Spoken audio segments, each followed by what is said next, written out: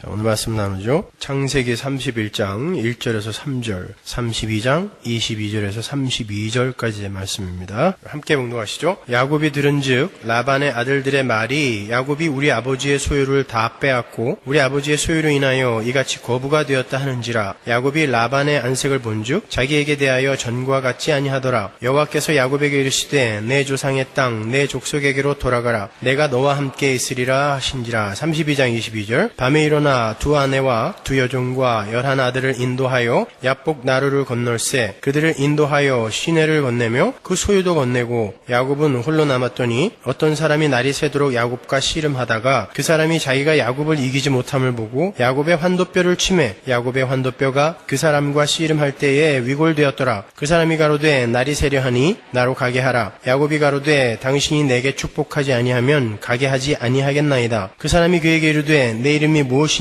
그가 가로되 야곱이니이다. 그 사람이 가로되 내 이름을 다시는 야곱이라 부를 것이 아니요 이스라엘이라 부를 것이니 이는 내가 하나님과 사람으로 더불어 겨루어 이겼음이니라. 야곱이 청하여 가로되 당신의 이름을 고하소서. 그 사람이 가로되 어찌 내 이름을 묻느냐 하고 거기서 야곱에게 축복한지라. 그러므로 야곱이 그곳 이름을 브니엘이라 하였으니 그가 이르기를 내가 하나님과 대면하여 보았으나 내 생명이 보존되었다 함이더라. 그가 브니엘을 지날 때에 해가 돋았고 그 환도뼈로 인하여 절었더라. 그 사람이 야곱의 환도뼈 큰 힘줄을 친 고로 이스라엘 사람들이 지금까지 환도뼈 큰 힘줄을 먹지 아니하더라. 아멘. 2009년 제81회 아카데미 시상식에서 그저께 열렸었죠. 제일 많은 부분에 노미네이트가 되고 가장 많은 수상을 한 영화가 The Curious Case of Benjamin Button이라는 영화예요. 한국말로는 벤자민 버튼의 시계는 거꾸로 간다라고 그렇게 번역이 되어 있죠. 오랜만에 브래드 피트가 자기 이름값을 한 영화라 그렇게 생각이 되어집니다. 연기를 아주 잘했어요. 그러나 그 영화는 흥행에도 실패를 했고 좀 지루하다 싶을 만치 이야기의 전개가 느린 그런 영화예요. 근데 저는 그 영화를 통해서 아주 큰 인사이트를 얻었습니다. 벤자민 버튼이라는 사람은요, 날 때부터 노인으로 태어나요. 보신 분들 계시죠? 그리고 그는 자라면서 점점 젊어집니다. 그리고 결국에는 아기가 되어서 죽어요. 모든 게 거꾸로죠. 모든 사람의 시계가 과거에서 미래로 가고 있는데 그의 시계만 미래에서 과거를 향해서 거꾸로 가고 있는 형국이에요. 그 영화의 맨 마지막 장면이 아직도 인상 깊게 기억에 남는데 거꾸로 가는 커다란 시계가 놓여 있고 물이 위에서 아래로 흘러내려와서 그 시계를 지나가는 장면이에요.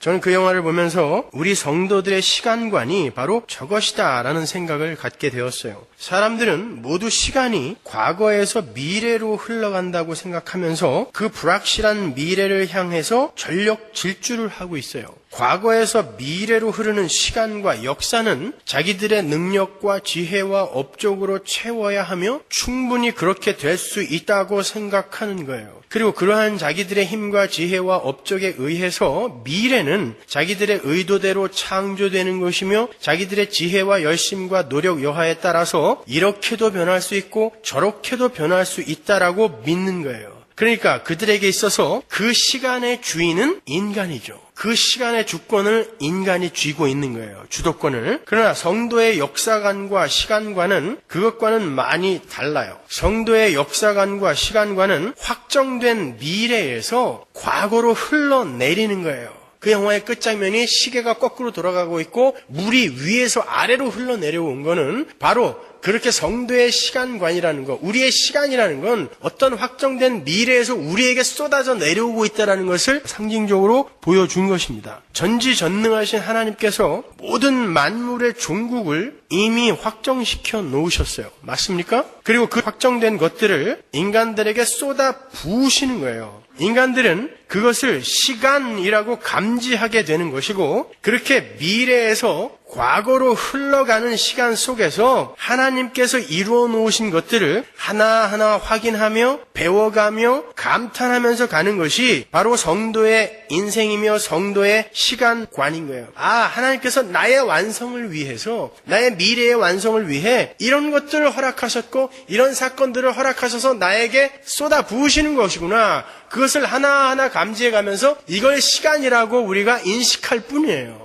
그러니까 우리 인간들은 창세전이라는 과거에 이미 확정되어 버린 그 미래에서 거꾸로 쏟아져 내려오는 시간을 거슬러 올라가면서 마치 우리가 무언가를 성취하고 완성하면서 가고 있다라고 생각을 하며 달려가고 있지만 그 모든 것들은 이미 하나님께서 완성하시고 확정시켜 놓으신 결론에서부터 흘러내려오는 거라는 거예요. 그래서 개혁주의 신학에서는 종말이 구원과 창조를 앞선다라는 것을 진리로 받아들이는 거예요. Eschatology precedes soteriology. 그죠? 종말론이 구원론을 앞선다라는 뜻이에요. 하나님은 이미 창세전에 요한계시록의 그 종말을 완성해 놓으셨어요. 창세전이라는 것은 영원이기 때문에 시간 밖에 어떤 것을 이야기하는 거예요. 그러니까 시간 안에서 자꾸 이해를 하시려고 하시면 안 됩니다. 예수 그리스도와 십자가도 이미 창세전에 준비되어졌어요. 베드로전서 1장 19절. 그렇죠? 그리고 심지어 그 예수는 창세전에 죽임을 당했다라고까지 성경은 이야기하고 있어요. 계시록 13장 8절. 그 창세전에 성부 하나님과 성자 하나님의 언약, 그리고 그 언약의 내용인 예수 그리스도의 십자가로 말미암아 완성되고 성취된 하나님 나라라는 그 결론, 거기에서부터 시작이 돼요. 거기서부터 시간이 태초에 레시트라고 시작이 되는 거예요. 창세기 1장 1절 태초에 하나님이 천지를 창조하시니라 해서 그 시간의 시작이라 그랬죠. 근데 그 시간의 시작 전에 이미 하나님 나라, 창세 전에 하나님 나라는 완성된 거예요, 아니에요? 맞죠? 그러니까 완성된 미래에서 시간이 시작되어서 그 미래에서 시간이 쏟아져 내려오는 거란 말입니다. 이제 미래가 이미 결정되어졌고 그 결정되고 확정된 미래로부터 시간이 시작되는 거예요. 그래서 제가 시간의 시작 지점은 과거가 아니라 미래다라고 말씀을 드리는 거예요. 우리의 인생도 마찬가지인 거예요. 우리 인생의 종국은 이미 결정이 되어 있습니다. 누가 하나님의 백성이고 누가 하나님의 백성이 아닌가는 하나님의 작정 속에서 이미 결정되어져 있는 거예요. 하나님은 우리 성도에게 영생이라는 복을 주시기로 이미 창세전에 결정하시고 확정하셨어요. 그리고 우리는 이 시간 속으로 던져진 거예요. 하나님이 마련해 주신 새 옷을 입고 새로운 하늘과 새로운 땅에서 살기로 결정이 된 사람들이 무언가 필요에 의해서 옛 하늘과 옛 땅에 옛사람의 몸을 입고 태어나게 된 거예요. 그러니까 미래의 사람들이 과거라는 곳으로 내려와서 그 확정된 미래로 무언가를 경험하고 배우며 한 발 한 발 걸어가고 있는 것이 바로 역사인 거예요. 그게 우리의 인생인 것입니다. 자, 그럼 어떤 필요에 의해서 우리는 그렇게 미래로부터 쏟아져 내려오는 그 시간을 거슬러 올라가는 걸까요? 우리는 이 옛 하늘과 옛 땅에서 옛사람의 몸을 입고 그 옛사람의 한계와 하나님의 은혜를 떠난 자들의 그 한계와 어두움과 추악함을 경험하고 배우면서 하나님의 은혜를 떠난 자들이 생산해내는 것이 얼마나 더럽고 어둡고 추악한 것인지를 경험하고 배우면서 그 껍질을 하나하나 벗어버리며 이미 창세전이라는 과거에 결정이 된 그 결론이 얼마나 엄청나고 감사한 것인지를 배우게 되는 거고 이성과 인격을 소유한 채 자발적으로 다시는 그 옛세상과 옛사람이 내어놓을 수밖에 없는 그 더러운 열매들을 추구하거나 소원하지 않는 자로 회귀하고 있는 거예요. 하나하나 놓아가는 거예요. 천천히. 그게 여러분의 인생입니다. 그러니까 여러분은 인생의 목적을 확실하게 똑바로 붙들고 계셔야지 엉뚱하게 시중에서 이야기하는 것처럼 여러분이 이 땅에서 세상의 힘을 얻어 잘 먹고 잘 사는 것을 인생의 목적으로 삼아 놓으면 여러분은 절대 여러분에게 허락된 그 시간을 올바르게 살아낼 수가 없는 거예요. 그러니까 이미 창세전에 하나님의 선택에 의해서 하나님의 백성으로 완성된 자들이 그들이 한시적으로 입고 있는 이 옛사람이라는 껍질을 벗어버리면서 창세전의 완성의 자리로 회귀를 하는 것이 성도의 인생인 거예요. 그러니까 이 세상에서의 여러분의 삶이 조금 화려하고 조금 못나고 추하고 보잘것없어도 괜찮은 거예요. 그건 어차피 벗어버리고 여러분은 확정된 미래로 향해 가는 분들이기 때문에 그건 여러분의 가치를 판단하는 기준이 될 수가 없어요. 거기에 하나님과 옛사람의 씨름이 필연적으로 수반이 되는 거예요. 우리의 인생에. 왜냐하면 우리가 입고 있는 이 옛사람이라는 옷은 하나님을 떠난 자들이 스스로의 힘으로 스스로의 행복과 만족을 쟁취할 수 있다고 하는 아담표 옷이거든요, 이게. 근데 우리는 우리 스스로 절대 그 옷을 자력으로 벗어버릴 수가 없어요. 그럴 능력이 없어요. 그래서 하나님과 옛사람 아담은 반드시 전쟁을 치르게 되어 있어요. 왜? 하나님에 의해서 벗겨져야 되거든요. 그게 하나님과 야곱의 씨름인 것입니다. 그 전쟁에서 옛사람 아담은, 야곱은 반드시 죽어야 되고 하나님이 승리를 하셔야 돼요. 하나님이 승리를 하시고 우리가 입고 있는 이 옛사람이 패배를 하게 될 때, 완전히 패배를 하게 될 때 우리는 진짜 참된 승리자가 되는 거예요. 진짜 참된 승리를 전가받게 되는 거예요. imputation. 그때 우리의 완성된 신분이 온 세상에 찬란하게 드러나게 되는 것입니다. 다 발가벗겨졌을 때. 그러니까 우리는 이 땅에서 하나님을 설득하고 조울라서 우리의 뜻과 비전과 야망을 관철시키는 자로 사는 게 아니라, 그렇게 하나님을 이겨먹는 자로 사는 게 아니라 하나님의 뜻이 우리 안에 이루어지는 삶, 우리의 뜻이 하나님에게 이루어지는 게 아니라 하나님의 뜻이 우리 안에 이루어지는 삶, 즉 하나님이 우리를 이기시는 삶을 살아야 하는 거예요. 우리가 하나님을 종으로 부리면서 그분을 시켜먹으면서 그분을 이기려 해서는 안 되는 것입니다. 우리는 하나님께 패배하는 삶을 살아야 되는 거예요. 하나님께. 그래서 때로 우리의 욕심을 근거한 기도의 응답이 이렇게 더딘 것이고 안 들어지는 거예요. 아니, 때때로가 아니라 아주 자주. 어떠세요? 여러분의 기도가 그렇게 자주 들어지던가요? 자주 안 들어지죠. 하나님이 여러분과 씨름하고 계신 것입니다. 오늘 우리가 함께 공부할 야곱의 야복강 사건이 바로 그러한 내용을 축약해서 담고 있는 거예요.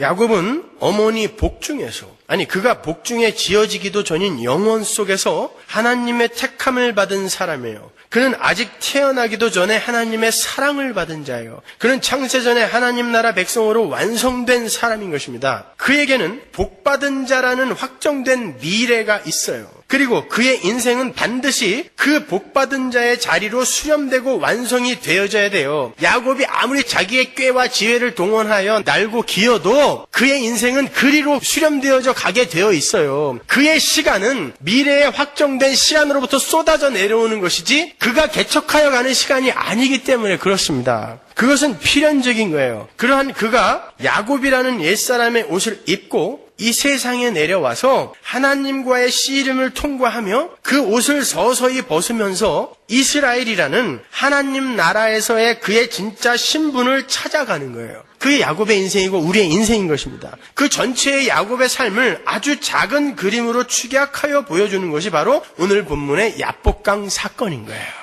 여러분이 보셔서 아시겠지만 하나님은 그렇게 유약하고 비열하며 사기성 많은 야곱을 안타까우리만치 쫓아가시면서 당신의 복을 약속하세요. 그가 뭘 잘해서도 아니고 그가 뭐 대단한 자격이 있어서가 아니에요. 그는 참으로 야비한 인간이었어요. 그의 신분이, 그의 미래가 이미 창세전에 하나님 아들로 확정이 되었기 때문에 하나님이 그를 쫓아가시면서 너는 복받은 자야 복받은 자야 하면서 그에게 복을 주시면서 쫓아가는 것이지 그가 뭐가 자격이 있거나 잘나서가 아니란 말입니다. 하나님은 하나님의 백성이 이 세상에서 어떤 옷을 입고 있건 거기에 관심 두시지 않아요. 그가 사기꾼일 수도 있고 도둑놈일 수도 있어요. 파렴치한일 수도 있습니다.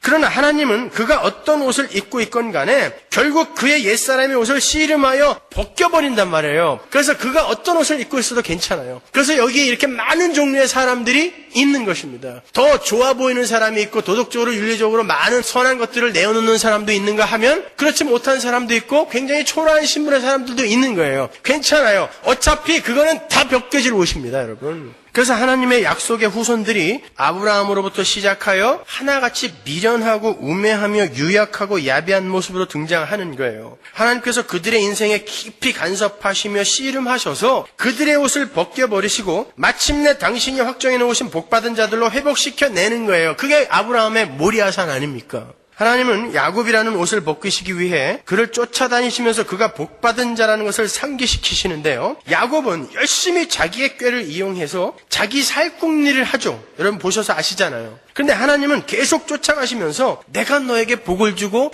네 자손을 번성케 할 거야. 네 자손을 바다의 모래처럼 하늘의 별처럼 많게 할 거야 하면서 계속 쫓아다니세요. 그렇게 약속을 하신단 말이에요. 그건 하나님께서 그렇게 자기의 힘을 의지하여 자기 살궁리를 하는 그런 야곱의 삶에 만족하시지도 못하고 만족할 수도 없다라는 하나님의 의사표시였던 거예요. 그건 복 아니야. 그건 복 아니야. 내가 진짜 복 줄게 하면서 자기가 복이라고 생각하는 것을 열심히 쟁취 착취하며 살아가는 야곱을 쫓아다니면서 복 줄게 그러는 거예요. 야곱은 이미 세상적 관점에서 봤을 때 많은 복을 얻었어요. 근데 하나님은 쫓아다니면서 복 줄게 너는 복 받은 자야 라고 확인시키신단 말입니다. 당신의 사랑하는 아들이 옛세상 안에서 야곱이라는 옛사람의 옷을 입고 거기에 만족하고 거기에 안주하기를 원치 않는 하나님이기 때문에 그래요. 하나님은 그와 씨름을 하여 그 옷을 벗겨버리시는 분이지 그 야곱이라는 여러분의 옷에 금장을 둘러주시는 분이 아니기 때문에 그렇습니다. 여러분, 기독교를 오해하지 마세요. 기독교는 여러분이 이 땅에서 한시적으로 입고 있는 이 옷에 금장 둘러주는 것이 아니라 기독교는 그 옷을 벗겨버리는 것입니다. 그리고 여러분 안에 실제로 들어있는 작은 예수를 드러내는 것입니다. 그러한 하나님의 복된 추격이 야곱을 야복강 나루에 세우시는 거예요. 그리고 그곳에서의 그와의 본격적인 씨름이 시작되는 거예요. 아니, 엄밀히 말하면 하나님과 야곱의 씨름은 그가 이 세상에 태어나는 순간부터 시작이 된 거예요. 그러니까 그 야복강에서의 하나님과 야곱의 씨름 사건은 야곱이 태어나면서부터 시작된 하나님과의 씨름의 요약이며 축약이며 모형에 불과한 거예요. 하나님은 너의 인생과 이렇게 씨름하고 있다는 걸 보여주는 거예요. 그리고 결국 너를 어떻게 만들어낼 것이다라는 것을 보여주는 거예요. 그 야복강가에서의 씨름은 하나님께서 수십 년 동안 야곱을 방치해뒀다가 어느 날 갑자기 찾아오셔서 시작된 씨름이 아니란 말입니다. 아울러 그 야복강가에서의 씨름은 전체 교회의 인생을 단적으로 아주 잘 표현해 놓은 훌륭한 축약인 거예요. 하나님과의 씨름에서 야곱이 벗어야 할 그 옷이 얼마나 추한 것인지 성경은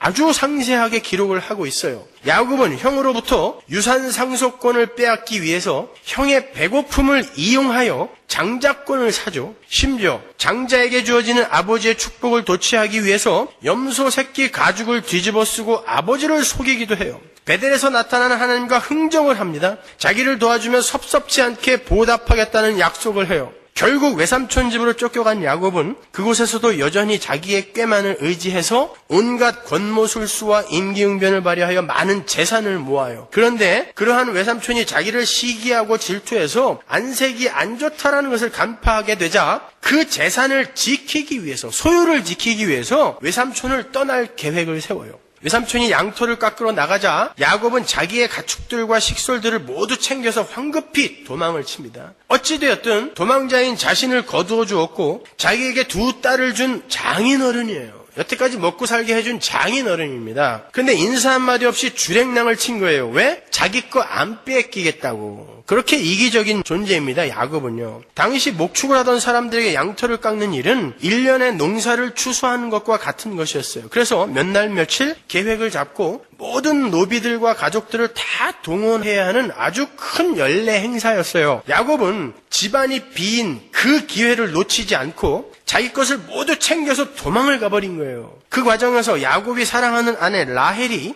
자기 집의 수호신인 드라빔을 훔쳐서 달아나는 사건을 성경이 기록하고 있다는 것을 눈여겨보셔야 돼요. 그게 무슨 일일까요? 그게 도대체 무슨 이야기라고 거기다가 성경에 기록해 놨을까요? 그 드라빔이라는 것은 여자의 모양을 한, 여성의 모양을 한 가족 대대로 내려오는 가족 우상을 이야기해요. 그 드라빔은 가족 수호신일 뿐만이 아니라 재산의 상속권을 입증하는 증거물이기도 한 거였어요. 왜 라반이 그 드라빔을 찾기 위해서 3일 밤낮을 달려서 야곱을 쫓아왔는지 아시겠어요? 나중에 야곱이 자기의 드라빔을 가지고 와서 자기 재산의 상속권을 주장하면 꼼짝없이 재산을 다 내놓아야 하는 처지가 되기 때문이었습니다. 그만큼 드라빔은 중요한 거였어요. 왜 성경이 야곱의 도주 장면에 그 아내의 허물을 그려놓았을까요? 구약에서 아내와 남편은 연합된 존재를 상징한다 그랬어요. 창세기에도 나오죠. 그 연합이라는 단어는 악교로 붙이다라는 뜻이에요. 그래서 떨어질 수가 없는 거예요. 떨어지면 둘 다 찢어지는 거예요. 해를 입는 거예요. 그게 연합이에요. 그러니까 라헬의 이 행실은 바로 야곱의 행실이었음을 보여주는 거예요. 상징으로 보여주는 거예요. 그렇게 드라빔을 훔쳐낸 라헬의 소행이 바로 야곱과 야곱으로 대표된 모든 죄인들의 실상이라는 것을 거기서 한번 보여주는 거예요. 우리는 모두 그러한 자들이었던 거예요. 우리는 모두 자기의 안전과 보호, 그리고 자신의 유익을 위해서 다른 이는 어떻게 되든지 말든지 그들의 재산권까지 훔쳐내고, 그게 아버지여도 상관없어요. 강탈을 해서 자신의 힘과 부를 챙기는 그러한 존재들이었다는 거예요. 이기적으로 나만을 위해서 살던 자숭배 교인들이었다는 거예요. 우리가. 그게 이 세상을 살아가는 야곱들의 모습인 것입니다. 하나님은 그러한 야곱들과 씨름을 하시면서 그들의 옷을 벗겨버리는 거예요. 그러니까 쉽게 말해서 우리 성도들의 인생은 한마디로 하나님과의 씨름이다라고 정의할 수 있는 것입니다. 그래서 우리의 인생이 이렇게 고단한 거예요. 하나님이 계속 시비를 걸고 들어오시거든요. 하나님이 계속 우리를 안다리 밭다리로 되치기 배지기로 넘어뜨리고 있기 때문에 그런 것입니다. 성경은 하나님과의 씨름에서 철저하게 패배해야 할 야곱의 모습을 계속해서 폭로해요. 라반은 3일 만에 야곱의 일행을 따라잡죠. 이제 야곱은 라반과 그의 군사들에게 요절이 날 판이었어요. 그런데 그 전날 저녁에 하나님이 라반에게 나타나셔서 야곱을 건드리면 네가 죽는다라고 협박하셨어요. 자, 하나님 너무 편파적이죠. 라반이 뭘 잘못했어요? 근데 야곱을 혼내지 않으시고 라반의 꿈에 나타나서 협박하세요. 이 일은 전부 야곱이 저질러 놓았는데 하나님이 그 뒤를 쫓아가시면서 해결하고 계신 거예요. 왜냐하면 야곱이라는 옷을 다 벗기 전에 죽으면 안 되거든요. 살려놔야 돼요. 지키고 보호하신다라는 의미는 그런 의미인 것입니다. 우리를 하나님의 자식으로 완성시키기 위해 우리를 죽지 않게 놔두시는 거. 그러면서 하나님이 죽여가시는 거예요. 그게 지키고 보호하는 거예요. 절에 갈 걸 잘못 왔죠. 그러나 그게 복인 것입니다. 야곱은 하나님께서 자신을 쫓아오시면서 지키시고 보호하신다는 사실을 알고 있었어요.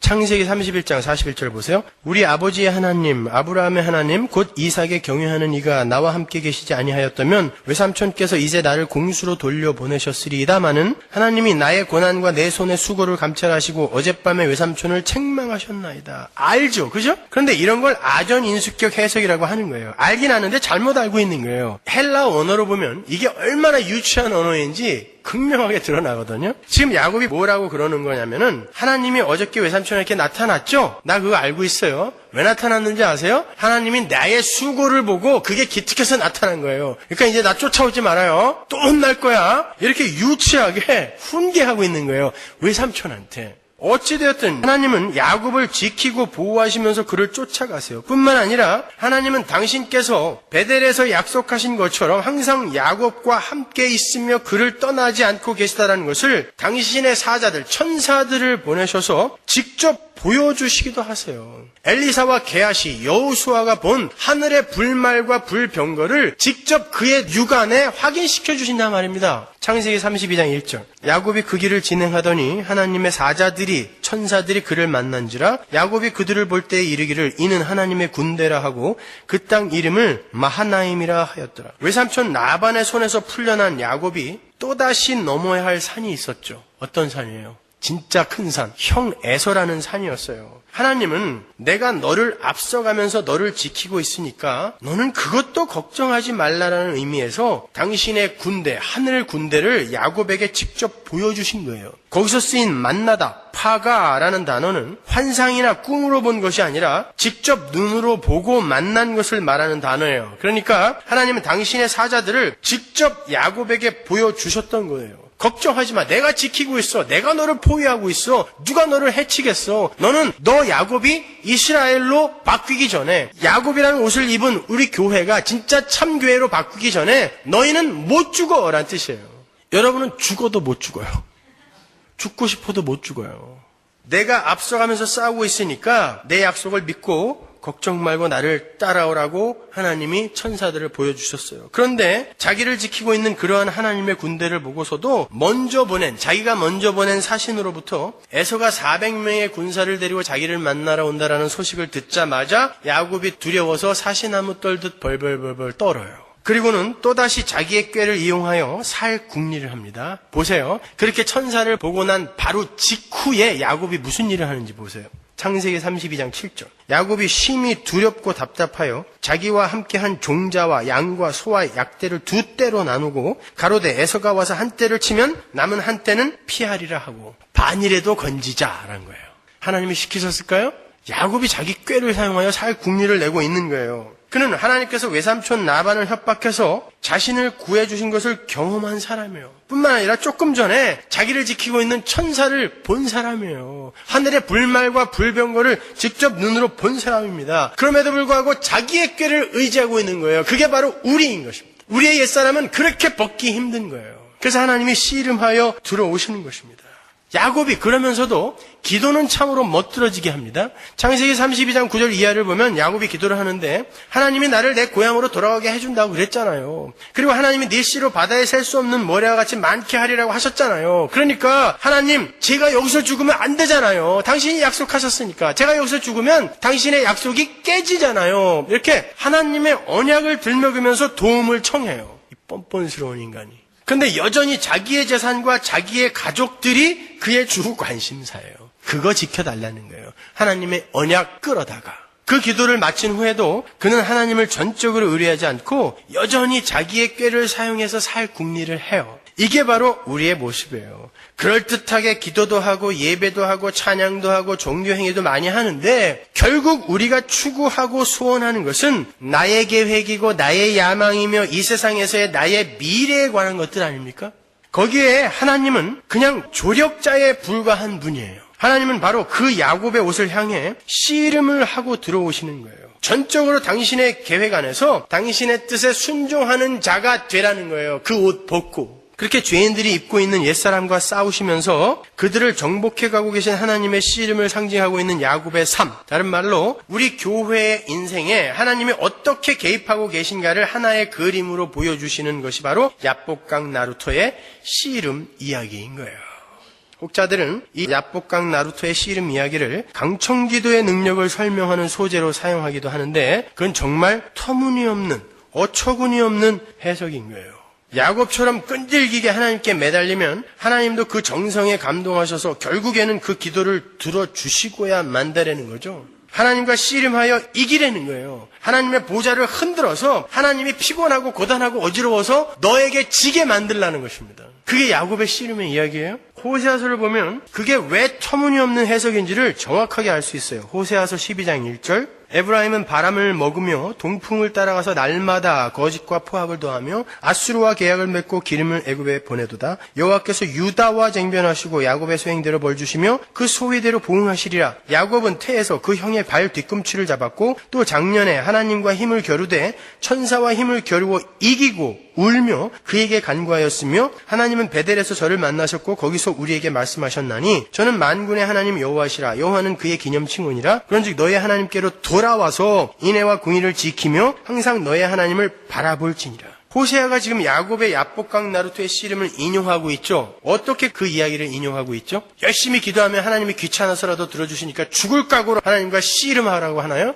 지성이면 감천이다. 천일기도, 백일기도, 50일 금식기도 한번 해봐. 하나님이 분명히 들어주실 거야. 너의 정성에 감동하여. 그 이야기가 아니에요. 호세아는 야곱의 야복강 나루토의 씨름 이야기를 인용해서 이스라엘의 신앙적인 실패와 패역함을 꾸짖고 있어요. 거기에 에브라임과 유다가 나오죠. 에브라임은 북이스라엘 10지파를 대표하는 지파니까 이스라엘이에요. 북이스라엘. 그러니까 에브라임과 유다 하면 전체 이스라엘을 상징하는 거예요. 그러니까 에브라임과 유다, 즉 이스라엘의 패역함을 지적하시면서 야곱의 씨름을 인용해요. 너희들 왜 하나님께 덤비냐는 거예요. 야곱처럼. 너희들 왜 하나님께 덤비냐. 그러니까 하나님과 야곱이 씨름을 한 사건은 야곱이 목적하는 생애와 소원과 목표와 야망 등을 하나님과 씨름을 하여 관철을 시키는 사건으로 등장하는 게 아니라 정반대로 야곱이 목적하는 생애와 소원과 목표와 야망 등은 하나님께서 야곱에게 약속하시고 야곱의 인생에 계획하시고 그분의 백성에게 목적하시고 이루시려는 내용과 함께 공존하고 병행할 수가 없어서 결국 충돌할 수밖에 없는 막다른 위기의 사건으로 등장하는 거예요. 완전히 반대의 이야기인 것입니다. 하나님은 절대로 자기의 꾀와 자기의 힘을 의지하여 살려고 하는 당신의 백성들을 그대로 놔두시지 않는다는 거예요. 그게 아담이잖아요. 선악과 따먹은 아담. 내가 왜 하나님 말만 듣고 살아야 돼? 나도 하나님처럼 될 수 있어. 하나님이 안 된다고 했어요. 나랑 한번 싸워볼까? 이게 아담입니까? 그 옷을 벗겨내는 게 바로 역사이며 우리의 인생이란 말입니다. 씨름을 해서라도 하나님은 부수어버리는 거예요. 그 아담적 옛 육신을. 그래서 야복강 나루에 숨어있던 야곱에게 하나님이 찾아오시는 거예요. 야곱이 찾아가는 게 아니라 하나님 씨름합시다. 내가 이러이러한 걸 원하고 있는데 하나님 나랑 씨름해서 내가 이기면 그거 들어주고 하나님이 이기면 없는 걸로 할게요. 이게 아니었단 말입니다. 하나님이 찾아오셔서 그에게 시비를 걸었단 말입니다. 그에게 씨름을 걸었단 말입니다. 그러니까 지금까지의 야곱의 인생 속에 나타난 수많은 갈등과 시비와 다툼은 사실 형과의 싸움도 아니었고 외삼촌 라반과의 싸움도 아니었던 거예요. 야곱의 싸움은 바로 하나님과의 싸움이었던 거예요. 자기 마음대로 자기가 원하는 자기의 욕심을 따라 살려고 했던 그 야곱에게 하나님이 씨름을 걸고 들어온 거예요. 여러분 삶에 허락되는 인생 채찍, 사람 막대기, 왼수 같은 남편, 왼수 같은 와이프, 여러분이 그들과 싸웠다고 생각하시면 안 돼요. 여러분은 하나님과 씨름을 하신 거예요. 그게 바로 하나님의 씨름인 것입니다. 나의 말을 들으라는 하나님과 나의 뜻대로 살겠다라는 야곱이 씨름을 하며 충돌을 해온 것이 바로 야곱의 인생이었던 거예요. 마찬가지예요. 구원받은 이후에도 마찬가지입니다. 마찬가지로 야곱은 이 야복강 나루토의 씨름 이후의 삶을 살면서도 끊임없이 하나님과의 씨름을 하면서 살아요. 베델로 올라가라는 하나님의 명령을 어기고 세겜에서 머물다가 딸의 강간 사건을 겪으면서 베델로 올라가죠. 하나님이 딸의 강간으로 씨름을 걸어오셔서 이기신 것입니다. 당신의 목적을 이루어내시는 거예요. 그러한 일을 겪은 후에도 그의 가족들이 우상들을 몸에 지니고 다니는 것을 아무렇지도 않게 허락을 했어요. 하나님은 세겜 땅 상수리 나무 아래다가 그 우상들을 전부 묻게 하시죠. 하나님이 씨름을 걸어 이기시는 것입니다. 결국 그의 인생은 험악한 인생으로 끝이 나요. 왜? 그의 전체의 인생이 바로 하나님과의 씨름이었기 때문에 우리의 인생이 그렇습니다. 그 말은 성도가 구원을 받았다고 해서 그 씨름이 사라지지 않는다는 말이에요. 성도는 이 세상에서 숨을 거두는 그날까지 하나님을 대적하고 심지어 적으로 간주하여 하나님을 적으로 간주하여 자신의 뜻을 관철하려는 삶을 수시로 살게 돼요. 하나님은 그들의 평생에 걸쳐서 그들과 씨름하시며 그들의 그 겉옷을 벗겨버리시는 거예요.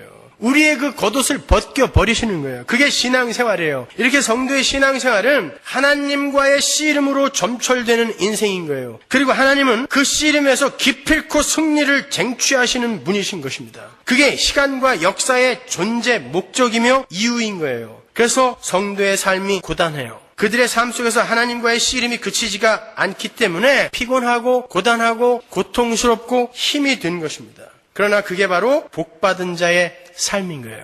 야곱은 복받은 자였어요? 아니었어요? 복받은 자였어요. 하나님이 계속 쫓아가면서 너는 복받은 자야, 복받은 자야, 복받을 거야 말씀하셨어요. 그런데 그의 인생 전체가 뭐였어요? 하나님과의 씨름이었어요. 따라서 복받은 자는 반드시 그의 인생 속에서 하나님과의 씨름을 하고 있어야 됩니다. 여러분 어떠세요? 지금 여러분은 하나님과 씨름하는 삶을 살고 계세요? 아니면 혼자 승승장구하면서 자기의 욕심을 다 채우면서 살고 계십니까? 여러분이 만약 후자라면 여러분은 하나님과 아무 관계없는 분이에요. 로마서 1장에 그 사람들, 저주받은 인간들처럼 하나님이 내버려 두신 자들인 것입니다. 하나님이 내버려 두시지 않고 그 자녀로 택한 이들은 반드시 쫓아가시면서 씨름하시는 것입니다. 그래서 여러분의 삶 속에서는 반드시 그 씨름이 있어야 돼요. 야곱의 인생에서도 나타난 것처럼 우리의 옛자아가 얼마나 강한지 우리는 하나님마저도 적으로 간주하여 하나님도 이길 수 없을 만큼 집요하게 어두움을 향하고 있어요. 그래서 하나님이 야곱을 이길 수 없었다라는 표현이 나오는 거예요. 하나님이 이길 수 없는 존재가 어디 있어요? 그럼에도 불구하고 야곱이 하나님을 이겼다라는 것은 우리가 우리 자신을 위해 살려고 하는 그 옛사람에 대한 연정, 우리가 내어놓는 그 옛사람에 대한 연정이 얼마나 지독한 것인지를 보여주는 거예요. 하나님도 꺾을 수 없고 하나님도 적으로 간주하며 당신 내 소원 안 들어주면 확 죽여버릴 거야. 이렇게 나오는 것들이 바로 우리 인간들이라는 걸 보여주는 거예요. 그래서 하나님이 못 이기더라라고 이야기를 하는 것입니다. 그렇게 자기의 계획과 야망, 자기의 유익을 위해서 하나님마저도 적으로 간주하여 씨름하며 죽여버리려 하는 인간의 더럽고 집요한 죄성이 가장 확실하고 극명하게 폭로된 곳이 어디죠? 진짜로 하나님이 이 땅에 오셔서 자녀들을 구원하려고 했는데 이 세상에 떡을 줘, 우리의 왕이 되어줘 라고 이야기한 자들이 있었잖아요. 하나님이 내가 그런 걸 주러 온 사람 아니야. 나한테 너희들의 그런 것을 채워주는 왕이 되어달라고 요구하지 마 라고 이야기했더니 그래? 그러면 죽어. 너 같은 거 필요 없어. 그게 십자가 아닙니까? 그러니까 잘 생각해 보세요. 여러분, 예수님을 십자가에 못 박은 인간들을 천인공노할 죽일 놈들이라고 욕을 하고 있죠. 여러분, 우리가 지금 하나님의 뜻에는 아랑곳하지도 않고 그것은 관심도 없고 우리의 욕심을 따라 우리가 원하는 것을 따라 40일 금식기도 하고 100일 철야기도 하고 1000일 새벽기도 하고 이렇게 하나님 당신이 들어줄 때까지 나는 무슨 수를 써서라도 그 뜻을 관철시키고야 말 거예요 라고 하는 그것은, 잘 들으세요, 엄밀히 말해서 신앙이 좋은 게 아니라 내 소원 안 들어주면 언제든지 나는 너를 십자가에 못 박아 죽여버릴 거야 라는 무서운 고백인 것입니다. 그렇잖아요. 내 소원 안 들어주면 나는 40일, 50일이라도 굶어버릴 거야 라는 건 그래도 안 들어주면 너 내 앞에 나타나면 죽여버릴 거야 라는 뜻이란 말입니다. 그건 무서운 거예요. 우리는 예배당 안에서 신앙 좋은 척하면서 예수를 여전히 십자가에 못 박고 있는 것입니다. 자, 그렇게 죄인들이 하나님과 씨름을 해서 결국 하나님을 십자가에 못 박아 죽여버리고 승리의 잔치를 벌인 것이 바로 골고다예요. 겉으로 보기에는 하나님이 죄인들과의 씨름에서 그들에게 져버린 꼴이죠. 그들이 이겼잖아요. 죽었어요. 하나님이 인간들과 씨름을 해서 졌어요. 그런데 그 자리에 하나님의 은혜가 부어졌어요. 창세전에 복을 받기로 택해진 어떤 일련의 야곱들이 그 자리에서 그 십자가에서 죽고 사흘 만에 이스라엘로 다시 살아나게 된 거예요. 자기는 계속해서 하나님과 씨름을 하여 그분을 죽이려고만 하고 있었는데 갑자기 은혜가 불가항력적으로 닥쳐와서 그를 예수 안에 넣어서 죽이고 새로운 피조물로 창조해낸 거예요. 그러나 그와 반대로 그 이외의 죄인들은 그 골고다의 십자가에서 그들의 최후를 미리 본 것뿐이에요. 그들은 그렇게 죽을 것이다를 보여준 거예요. 너희들은 거기서 죽은 거야를 보여준 거예요. 십자가에 달려서 그 저주의 몸으로 죽게 될 거야를 보여준 게 골고다의 사건인 것입니다. 따라서 그 골고다의 십자가에서 죽은 것은 바로 죄인들 자신이었던 거예요. 어떤 자들은 예수 안에서 죽고 어떤 자들은 자신들이 저주받아 그냥 죽은 거예요. 여러분은 어디서 죽었어요? 예수 안에서 죽었기 때문에 그 예수가 여러분의 저주를 전부 받아버렸기 때문에 이렇게 여기에 여전히 저주받아 죽어야 할 모습을 갖고 있으면서도 이 자리에 뻔뻔스럽게 나와 있을 수 있는 것입니다. 그걸 복음이라고 하는 거예요. 솔직히 따져서 세상 사람들보다 우리가 착합니까? 세상 사람들보다 우리가 나은 게 뭐가 있어요? 그럼에도 불구하고 우리가 어떻게 뻔뻔스럽게 하나님의 자녀라고 이렇게 고백을 할 수 있죠? 그 하나님의 은혜 때문에.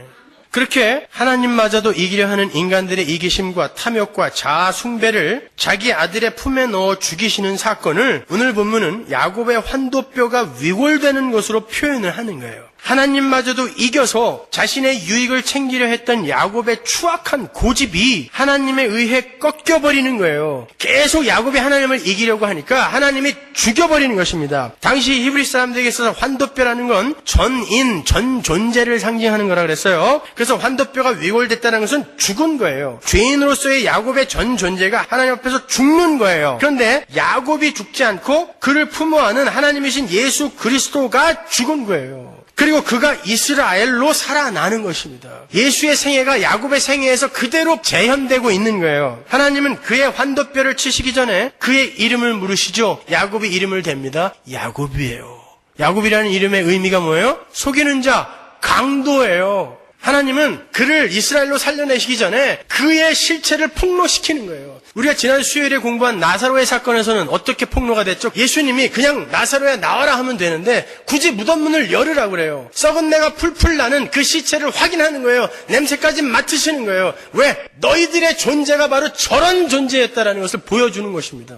야곱아, 네가 바로 야곱이었다. 너 잊지 마. 그러나 내가 너를 새롭게 창조해내리라. 무엇으로? 이스라엘로. 그렇게 구원은 우리 자신의 죄인됨을 확인하는 것에서부터 시작이 되는 거예요.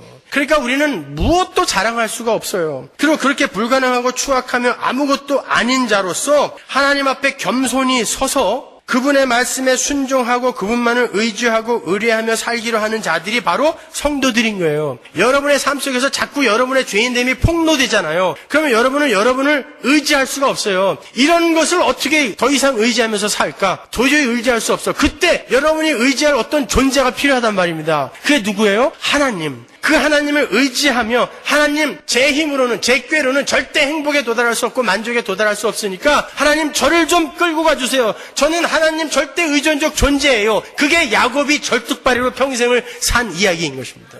야곱이 환도뼈 위골이 되자 그는 지팡이가 없으면 다닐 수 없는 자가 되었어요. 나중에 보면 야곱이가 지팡이를 꼭 들고 다니는 장면이 나오죠. 왜? 이스라엘은 그렇게 하나님, 저는 절대 하나님 없이는 존재할 수 없으니 하나님 말씀에 항복하고 순종하는 자로 살겠습니다. 내 인생의 지팡이인 하나님, 나를 도와주옵소서. 그게 성도의 인생이다를 보여주는 것입니다.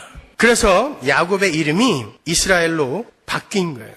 이스라엘 하니까 굉장히 영광스럽고 대단한 이름인 것으로 착각하시는 분들이 계세요. 이스라엘이라는 이름의 의미는 이러해요. 창세기 32장 28절 그 사람이 가로되 내 이름을 다시는 야곱이라 부를 것이 아니요 이스라엘이라 부를 것이니 이는 내가 하나님과 사람으로 더불어 겨루어 이기었음이니라. 이게 영광스러운 이름입니까? 하나님과 사람으로 더불어 이긴 거 지금까지 우리 공부했죠. 그게 뭐예요? 비열한 죄인된 아담적 야곱을 이야기하는 거잖아요. 하나님과 더불어 사람으로 이기는 거. 이웃을 사랑하기는커녕 그 이웃을 짓밟고 그의 것을 탈취하여서라도 나의 유익을 채우는 자, 이웃을 이기는 자, 그게 하나님이라 할지라도 내 야망과 내 유익을 위해서는 반드시 내가 이겨야 하는 그런 자, 그게 바로 이스라엘이에요. 그게 교회의 이름이에요. 그게 우리의 이름이에요. 그게 자랑스러운 이름이에요. 그건 사실 굉장히 면목 없고 부끄러운 이름이에요. 그 말은 우리들 자신은 뭐 대단하게 잘나고 적당한 자격이 있어서 구원을 얻은 자들이 아니라 끝까지 자기 자신의 유익을 위하여 하나님과 사람과 싸워서 이기려 하는 그러한 자들인데, 지금도 우리는 그러한 자들인데 하나님의 은혜와 사랑이 우리에게 찾아와서 불가항력적인 은혜를 쏟아 부으셔서 완성해낸 겸연쩍고 부끄러운 구원을 받은 이들이라는 것을 보여주는 것입니다. 그게 이스라엘이에요. 그게 교회인 것입니다. 그러니까 잘난 척하지 마세요. 구원받았다고 나는 뭔가 대단해서 구원받았다. 남들과 차이가 있어서 남들과 뭔가 다른 게 있어서 구원받았다라고 착각하지 마세요. 그래서 성도는 평생 이스라엘, 자기 자신이 스스로를 위해서는 하나님과 이웃을 짓밟고 심지어 죽여버릴 수도 있는 그러한 자였다는 것을 폭로당하고 확인하며 수긍하고 인정하는 삶을 살게 되는 거예요. 그러면서 하나님, 저는 하나님의 은혜가 없으면 단 한순간도 서 있을 수가 없는 절름발이입니다 라는 것을 고백하는 것이 성도의 신앙 고백인 것입니다. 그게 바로 하나님의 이김인 거예요. 그래서 야곱이 평생 절름발이로 살았던 것입니다. 자기 인생의 지팡이이신 하나님을 의지하지 않고는 단 한순간도 올바로 설 수 없는 자라는 것을 알게 된 야곱이 평생 지팡이를 의지하여 자신의 죄된 실체를 반추하고 기억했으며 결국에는 하나님께 완전히 항복하고 자신의 전 존재를 그분께 의탁한 자로 그분의 품에 안기게 된 거예요. 그게 복음인 것입니다. 하나님은 모든 인간들과 씨름을 하세요. 그런데 하나님의 은혜를 입지 못한 어떤 이들은 죄를 향한 하나님의 공격에 완전히 멸망을 당하고 말아요. 하나님은 죄를 돌격하여 공격해서 죽여버려야 돼요. 그래서 모세에게 신칙하라 라고 이야기하잖아요. 내 백성들에게 신칙하라, 알려라. 죄인들은 내가 반드시 공격하여 죽인다. 그래서 어떤 이들은 그렇게 하나님의 공격, 하나님과의 씨름에서 죽어요. 근데 어떤 이들은 하나님의 공격을 받긴 받는데 그들의 껍데기가 다 벗겨진 다음에는 그 안에 하나님이 가장 사랑하는 예수가 드러나게 되기 때문에 그때 하나님이 내 아들 예수가 여기 있구나 라고 그때 반짝 들어 하늘나라로 옮기시는 것입니다. 그러니까 여러분은 이 땅에서 여러분의 그 껍데기를 벗을 때까지는 하나님과 씨름을 하게 되는 거예요. 하나님으로부터 공격을 받게 되어 있는 것입니다. 어떻게 우리가 그 새 옷을 입게 됐죠? 우리 안에 어떻게 그 예수라는 새 옷이 어떻게 이렇게 심어지게 되었습니까? 십자가인 것입니다. 십자가. 하나님께서 자기를 대적하는 세상에게 져서 맞아 죽이시는 방법으로 우리에게 그 새 옷을 이미 허락하셨어요. 그게 바로 하나님 나라의 삶의 원리니까요. 야곱의 야복강 씨름 이야기가 어떻게 복음을 담고 있는지 이제 충분히 아시겠어요? 그건 유치하게 강청기도의 능력, 열심히 기도하면 하나님이 무조건 들어주신다, 이딴 이야기 아니란 말입니다. 지금 여러분이 입고 있는 그 껍데기가 때로는 너무 추악해서 확 그냥 목매달아 버릴까? 이럴 때도 있으시죠. 없으면 그 사람 가짜예요. 분명히 여러분은 여러분 자신에게 여러분을 폭로당합니다. 그때 여러분 자폭하시면 안 돼요. 그 껍데기 하나님이 벗겨버리시는 게 여러분의 인생이라니까요. 그 껍데기 벗어버리면 여러분 안에 진짜 눈으로, 차마 눈으로 볼 수 없는 아름답고 화려한 하나님의 자녀가 들어있단 말이에요. 또 집에 가서 또 벗겨보지 마세요. 그러니까 사람의 겉모습으로 사람들 판단하고 평가하고 그러지 마시란 말이에요. 이렇게 하나님은 끊임없이 우리와 전쟁을 하고 계세요. 요한계시록에 나오는 백마를 탄 예수는 우리를 향해 창을 겨누고 돌진해 들어오시는 거예요. 그러나 그 전쟁은 우리 안에 숨겨진 보물 같은 우리의 실체를 드러내시기 위한 복된 전쟁이에요. 그래서 우리는 잠시도 쉴 새가 없어요. 그래서 욥이 그러는 거예요. 왜 침 삼킬 동안도 나를 가만히 안 놔두세요? 맞아요. 침 삼킬 동안도 안 놔두고 여러분을 계속 안다리 맞다리로 공격하면서 들어오신다니까요, 하나님이. 그래서 쉴 새가 없어요. 여러분 한번 생각해보세요. 똑같이 신호 위반을 해도 여러분만 걸려요. 똑같이 세금을 떼어먹어도 여러분만 걸려요. 왜 그런지 아세요? 하나님이 씨름을 해 들어오시기 때문에 그래요. 야, 참 머피의 법칙은 나를 위해 존재하는 것 같아. 내 인생은 왜 이렇게 재수 온붙은 사람 같아? 맞아요. 그게 맞는 사람이에요. 왜? 하나님이 여러분에게 씨름을 걸고 들어오시는 거예요. 내 자식은 점도 없고 흠도 없는 자로 내가 반드시 만들어 놔야 되기 때문에 나는 그런 것조차도 못 참아. 그게 남의 자식이면은 뭐 신호 위반을 하든지 세금을 떼먹든지 가만 놔둬요. 놔뒀다가 나중에 처리하시지만 여러분은 절대 그렇게 놔둘 수가 없어요. 지금 그 껍질을 벗겨야 되기 때문에 여러분의 인생이 그렇게 재수 온붙은 거예요. 그러나 그게 복된 삶인 것입니다. 그게 복받은 자의 인생인 거예요. 왜 이렇게 나만 재수가 없냐고, 왜 이렇게 내 인생만 꼬이냐고, 그런 원망이 나올 때 많죠. 그런 원망이 나오면 원망하세요. 그러면서 깨달으세요. 나는 지금도 이렇게 하나님을 이겨먹으려고 하는 존재구나. 이스라엘이구나. 그런데 하나님이 어떻게 나를 이렇게 하나님의 자녀로 만들어주셨지? 또 한 발짝 은혜로 들어가세요. 하나님, 내가 이제 치사하게 도와달란 말 안 할 테니까 내 일에 방해나 하지 마세요. 당신과 관계를 애초에 잘못 맺었어요. 좀 도와줄까 해서 믿었더니 계속 방해만 하세요. 이제 저리로 물러가 주세요. 번복이 안 돼요. 하나님은 끊임없이 여러분을 쫓아가시면서 반드시 그 껍질을 벗겨버리시고 마십니다. 여러분은 거기서 빠져나갈 수가 없어요. 그게 perseverance of the saint, 성도의 견인인 것입니다. 근데 여러분이 벗어야 할 껍질은 여러분의 살과 피와 내장과 뼛속에 섞여 있어요. 그래서 여러분의 인생이 그렇게 포를 뜨는 듯한 고통 속에 던져지기도 하는 거예요. 그러나 그게 복된 삶인 것입니다. 그래서 여러분은 자꾸 여러분 자신을 부인하셔야 돼요. 여러분의 야망을 부인하시고 여러분의 욕심을 부인하세요. 그리고 우리가 하나님이라는 지팡이를 의지하지 않고는 한 걸음도 움직일 수 없는 절름발이 이스라엘이라는 것을 인정하시고 우리의 지팡이이신 하나님을 붙드세요. 세상의 힘을 지팡이로 삼으면 여러분 심리도 못 가서 발병 납니다. 하나님은 살아계세요. 정말 살아계십니다, 여러분. 저는 요즘 그 살아계신 하나님이 너무나 실감이 되어서 가끔 소름이 끼칠 때가 있어요. 제가 새벽기도 때 가끔 흥분해서 새벽기도에 오신 분들한테 막 얘기할 때 있죠, 그죠? 몸은 힘들고 고단해요. 그런데 새벽에 그렇게 운전해서 나오는 그 1시간, 그 1시간 동안에 저는 얼마나 많은 하나님의 임재를 경험하는지 몰라요. 조나단 에드워드, 데이비드 브레이너드, 리빙스턴 이런 사람들이 경험하면서 야, 그 하나님의 임재 때문에 나는 황홀해서 말에서 떨어졌는데 그것도 몰랐어. 그 하나님의 임재 속에서 경험하는 황홀함이 어떤 것인지 이제 조금 알 것 같아요. 그 많은 산전수전을 겪다 보니까 이제 하나님만이 나에게 오롯이 드러나게 되는 거예요. 그게 복인 것입니다. 그것을 위해서 여러분이 어떤 것을 겪어도 괜찮아요. 그 살아계신 하나님을 경험하는 게 여러분의 얼마나 큰 감동을 주는지 딱 한 번만 경험해 보시면 여러분이 딴 것으로 절대 일희일비하지 않을 수 있을 거예요. 하나님은 살아계십니다. 이 자리에 계시고 내 안에 계세요. 그 하나님이 내 인생을 이끌고 가고 계시는 것입니다. 그 하나님과 함께하는 자는 어떤 자도 대적할 수가 없어요. 지금 여러분이 세상에게 지는 것 같은 그런 모습은 세상이 여러분을 공격해서 여러분을 이기는 게 아니라 하나님이 세상을 잠시 사용하여 여러분과 씨름을 하고 있는 것뿐이에요. 그 세상이 여러분을 절대 무너뜨릴 수 없습니다. 그러니까 용기를 내시고 이겨내십시오. 야복강가에서의 야곱과 하나님의 씨름은 복된 씨름이에요.